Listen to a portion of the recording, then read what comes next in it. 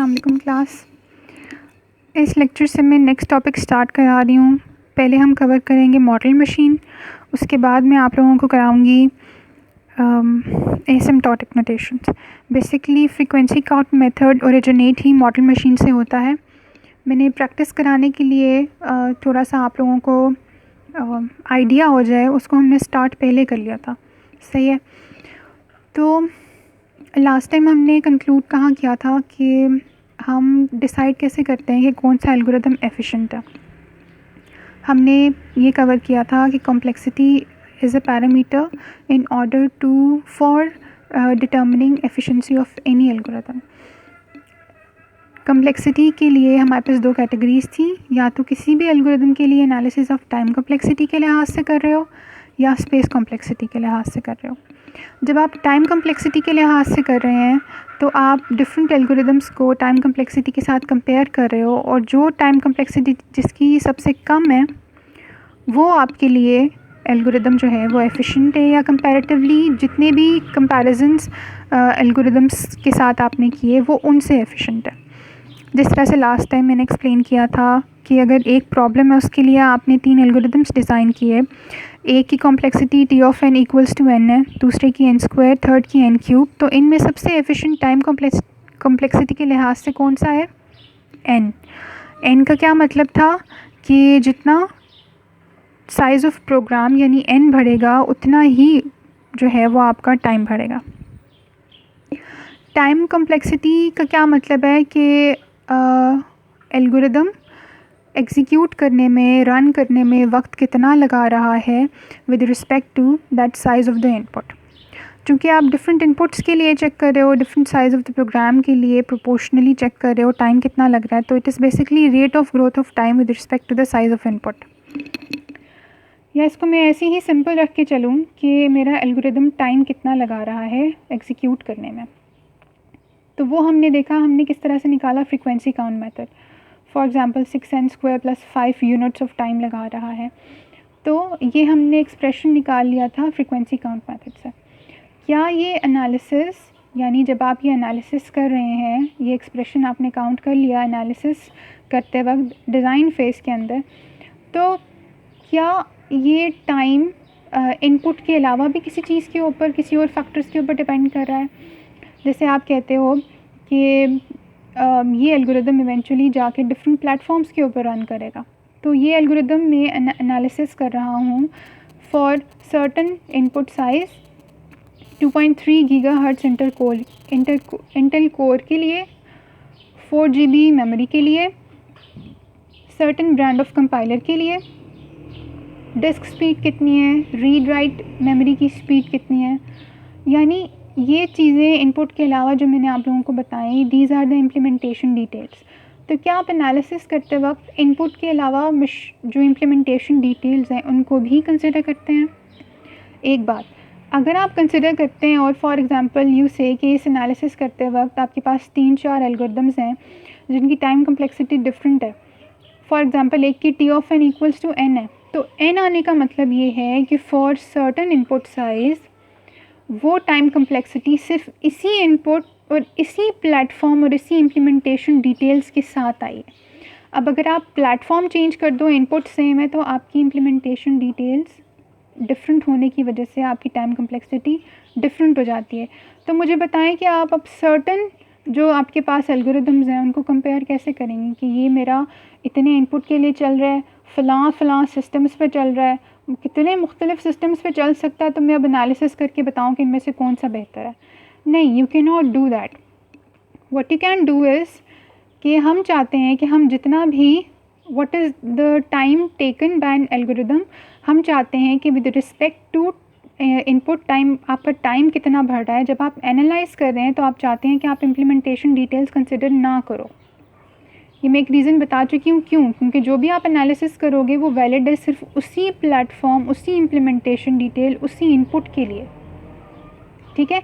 अब यहाँ आप कोई इक्वेशन नहीं निकाल सकते कि एन आ रहा है, एन स्क्वायर आ रहा है।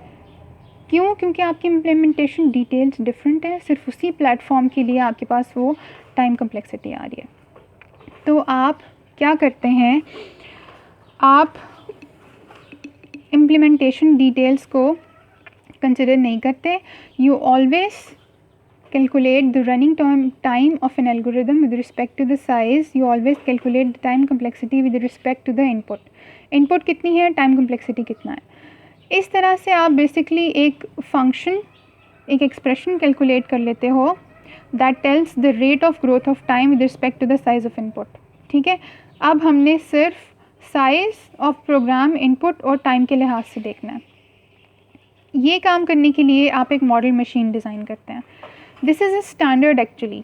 जैसे आप कहते हो कि आप एल्गोरिदम्स का जब एनालिसिस कर रहे हो तो बैकग्राउंड में सोच लेते हो कि भाई मेरी इम्प्लीमेंटेशन डिटेल सबके लिए सेम है, सब एक ही सिंगल प्रोसेसर के ऊपर चल रहे हैं. या आप एनालिसिस के लिए अज्यूम कर रहे हो. क्यों? क्योंकि आप इम्प्लीमेंटेशन डिटेल्स को बॉदर नहीं करना चाहते टाइम कम्प्लेक्सिटी की एनालिसिस के वक्त, जब आप डिफरेंट एल्गोरिदम्स को कंपेयर कर रहे हो कि सिंगल प्रोसेसर है, 32 बिट है, सीक्वेंशियल एग्जीक्यूशन है. ये सब इम्प्लीमेंटेशन डिटेल्स हैं जो आप कह रहे हो तमाम एल्गोरिदम्स के लिए सेम है. अच्छा, यहाँ शायद आप लोगों के जहन में कन्फ्यूज़न हो कि क्या आप मशीन वाकई में डेवलप कर रहे हैं. नहीं, आप मशीन डेवलप नहीं कर रहे. Model machine is like you are standardizing कि एक ही तरह के प्लेटफॉर्म के ऊपर तमाम एल्गोरिदम्स जो हैं वो एनालिसिस के दौरान आप सोचो कि एक ही तरह के प्लेटफॉर्म के ऊपर एल्गोरिदम्स रन कर रहे हैं.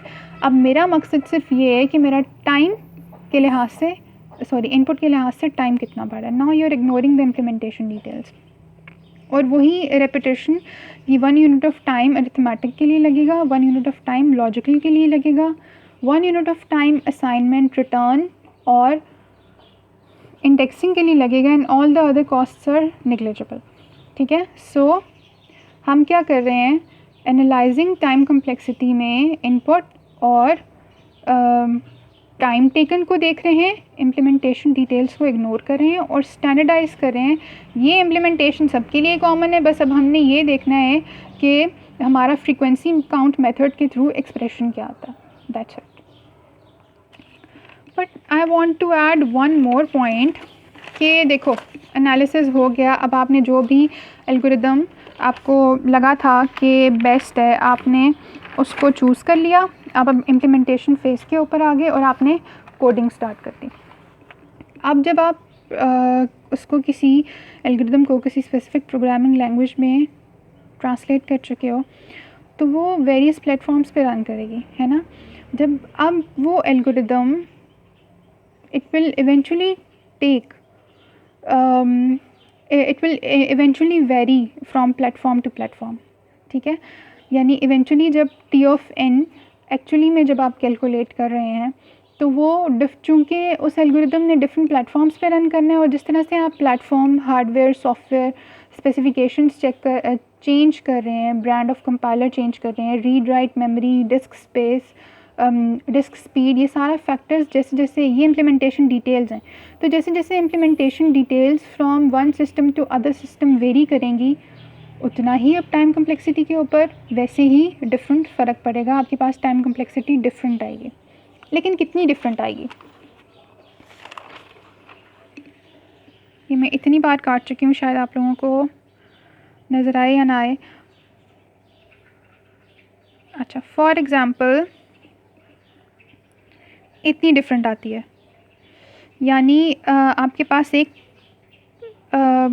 जो आपने एल्गोरिदम प्रोग्रामिंग लैंग्वेज में, अब मैं इम्प्लीमेंटेशन की बात कर रही हूँ, आपने प्रोग्राम बना लिया. वो प्रोग्राम इन 3 डिफरेंट सिस्टम्स के ऊपर रन कर रहा है. एक सिस्टम पे रन किया तो उसकी टाइम कम्प्लेक्सिटी आती है 5n+2, एक पे आती है 2n. आप ये फ्रीक्वेंसी काउंट मेथड से एनालाइज करके देख चुके थे कि n में ही आएगी. ठीक है, और थर्ड सिस्टम पे आती है n+5. फॉर एग्ज़ाम्पल इनमें डिफरेंट फ़र्क है इम्प्लीमेंटेशन डिटेल्स का, कंपाइलर का, स्पेसिफिकेशंस का, सॉफ्टवेयर का, ऑपरेटिंग सिस्टम का, सॉफ्टवेयर ही है. तो इन 3 चीज़ों, इन इम्प्लीमेंटेशन डिटेल्स वेरी करने की वजह से ये 3 डिफरेंट सिस्टम्स पे जब रन कर रहे हैं तो आपके पास एक्सप्रेशन डिफरेंट आया. ठीक है, तो बेसिकली जो आपके पास ये कोएफिशिएंट्स और कांस्टेंट्स आए हैं, जो चीज़ n के साथ मल्टीप्लाई हो रही है और ऐड हो रही है, इतना जो फ़र्क आया है वो इम्प्लीमेंटेशन डिटेल वेरी करने की वजह से आया है. मैं आप लोगों से पूछती हूँ कि ये इन तीनों चीज़ों में आपके पास एक चीज़ जो आपको सेम लग रही है वो क्या है, दैट इज़ n।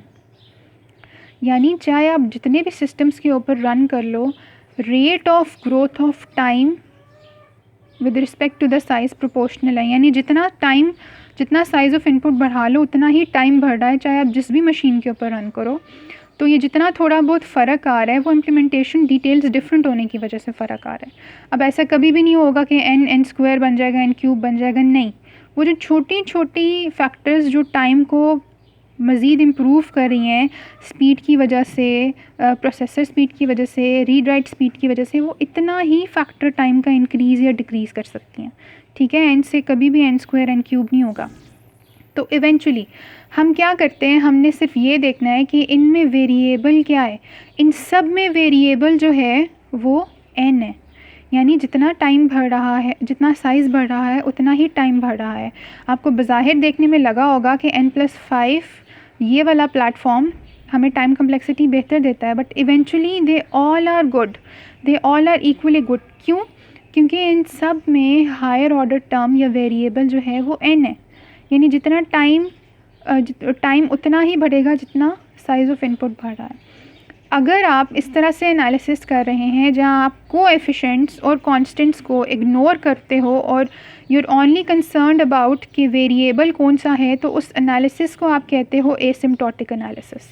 ठीक है, और एसिम्प्टोटिक एनालिसिस हमेशा किया जाता है एसिम्प्टोटिक नोटेशंस के साथ। मैं इसको कंक्लूड करती हूँ कि एनालिसिस करते वक्त, ठीक है, टाइम कम्प्लेक्सिटी में जब एल्गोरिदम्स के दरमियान आप एनालिसिस करते हो, एनालिसिस के दौरान आप इम्प्लीमेंटेशन डिटेल्स को इग्नोर करते हो।